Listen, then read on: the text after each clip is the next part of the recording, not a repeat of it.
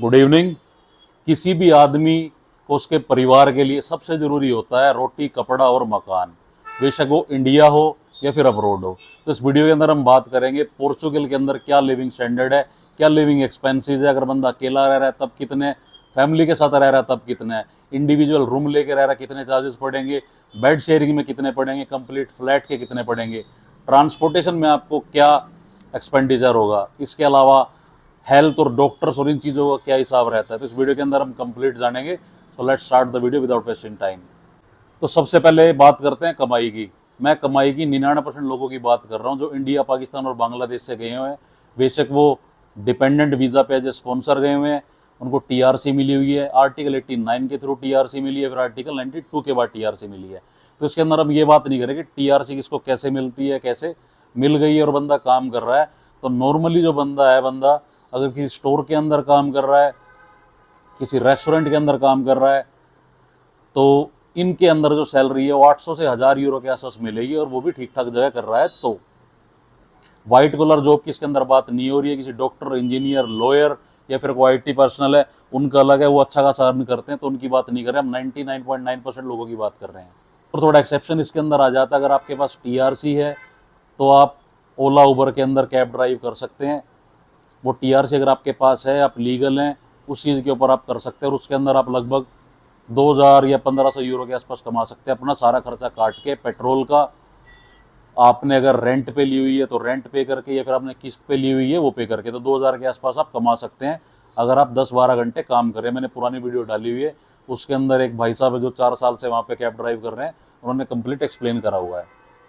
तो 800 से 1000 यूरो जो नॉर्मल वाला बंदा है कमाता है, 1100 पकड़ लो इस चीज़ को। अगर कोई ज़्यादा एक्स्ट्रा एफर्ट्स डाल के एक्स्ट्रा आवर्स कर रहा है तो ये मैंने आपको कमाई बता दी। अब बात करते हैं अकोमोडेशन की।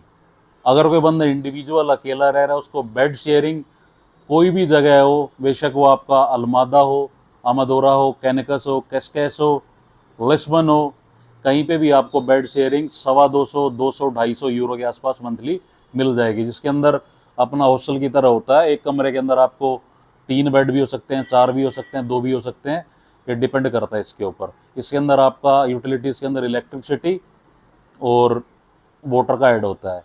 फिर आ जाता है, इससे बड़ा स्टेप एक आ जाता है रूम। अगर आप रूम लेते हैं तो 500 यूरो के आसपास आपको रूम मिलेगा। इससे ऊपर कैटेगरी में अगर आप स्टूडियो अपार्टमेंट जैसे बोलते हैं, एक रूम प्लस थोड़ा सा आपको ओपन स्पेस मिल जाता है, ड्राइंग रूम बोल लो उसको, जो मर्जी, टॉयलेट बाथरूम अटैच होता है। और अगर मैं बात करूं बेड शेयरिंग की और रूम की, उसके अंदर आपको शेयरिंग के अंदर मिलेगा वॉशरूम और टॉयलेट, जो है आपको अपना स्पेसिफिक अलग से नहीं मिलेगा। स्टूडियो अपार्टमेंट की जैसे मैंने बात करी, वो 700 यूरो के आसपास आपको मिलेगा, जिसके अंदर एक रूम, टॉयलेट बाथरूम, थोड़ा सा ओपन स्पेस। ये मैं साइड में आपको दिखाता जा रहा हूँ, आप देख सकें किस टाइप का अकोमोडेशन होता है। और ट्रांसपोर्टेशन वो कार्ड भी आपको दिखा दूँगा जिससे आप ट्रांसपोर्टेशन का यूज़ कर पाएंगे। अगर 2 कमरों का जाते हैं वो आपको 1000 यूरो से 1200 यूरो के आसपास मिलेगा, और इससे ऊपर जाएगा। अब बात करते हैं फूड की। फूड भी डिपेंड करता है, अगर आप इंडिविजुअल है, अगर आप बाहर से खाना लगवाते हैं, एक बड़ा ही अच्छा सिस्टम है पोर्चुगल के अंदर, जो कि 150 यूरो के अंदर 2 टाइम आपको कंप्लीट इंडियन फूड आपके घर तक पहुंचाया जाएगा, डिलीवर होता है 2 टाइम। तो काफ़ी सस्ता पड़ेगा, लगभग 5 रुपये दिन के, मतलब 5 यूरो दिन के, तो 2.5 यूरो एक टाइम का पड़ गया, काफ़ी अफोर्डेबल है।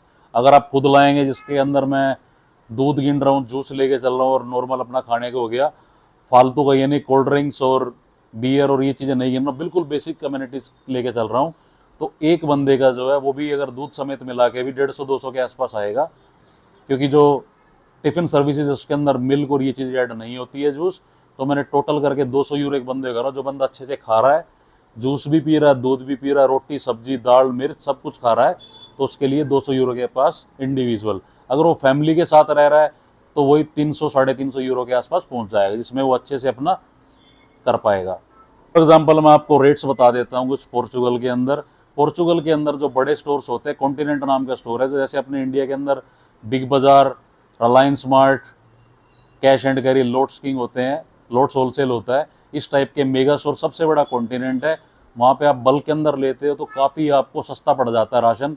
वही मैंने बताया आपको 250, 300, 350 के आसपास 4 बंदों ग्रोसरीज का आराम से आपका आ जाएगा सामान, जो है। एग्जाम्पल मैं बता देता हूँ, दूध का जो रेट है 1 यूरो के आसपास पड़ता है। वही सेम ब्रेड का 1 यूरो पड़ेगा, जूस का भी आपको 1 यूरो 1.25 यूरो के आसपास पड़ता है।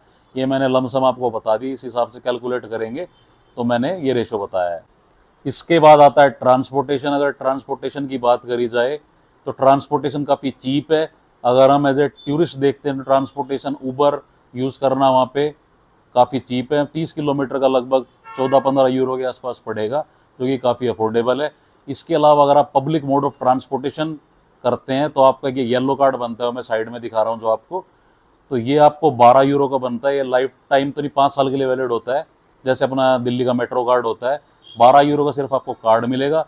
अगर आप 40 यूरो का, इसको एज अडल्ट की बात कर रहा हूँ मैं, रिचार्ज कराते हैं तो आप अनलिमिटेड लिस्बन और उसके नियर बाय एरियाज, मान लो अल्मादा हो गया, कैस्केस हो गया, आपका पोंटेनिया, अमादोरा, तो ये सारे एरियाज आप कवर कर सकते हैं अनलिमिटेड। आप ट्रैम यूज़ करें, ट्रेन यूज़ करें, बस यूज़ करें, मेट्रो यूज़ करें, तो सब इसके अंदर अनलिमिटेड है या फ्री ऑफ कॉस्ट यूज़ कर सकते हैं। तो काफ़ी अफोर्डेबल है इसमें ये। सेफ्टी की बात करा जाए, जो मैंने ऑब्जर्व करा लगभग 2-1 महीने रह के वहाँ पे, तो सेफ्टी का कोई इशू नहीं है। आपको कहीं पे चेन स्नैचिंग और इस टाइप की चीज़ें मैंने कहीं नहीं देखी, और रेसिज्म भी नहीं है। लैंग्वेज का एक बहुत बड़ा बैरियर है जो आपको झेलना पड़ेगा वहाँ पे, इसके अलावा कोई इशू नहीं है। तो आप खुद डिसाइड करो किस हिसाब का आपको लाइफस्टाइल चाहिए। ये मैंने आपको बता दिया है पोर्चुगल का मोटा मोटा, जो 99% ऑफ द लोग वहाँ पे रहते हैं और इस टाइप से सर्वाइव करते हैं। सो इस टाइप की इन्फॉर्मेटिव वीडियोज़ के लिए लाइक, सब्सक्राइब और शेयर कर देना। Thank you and have a great day.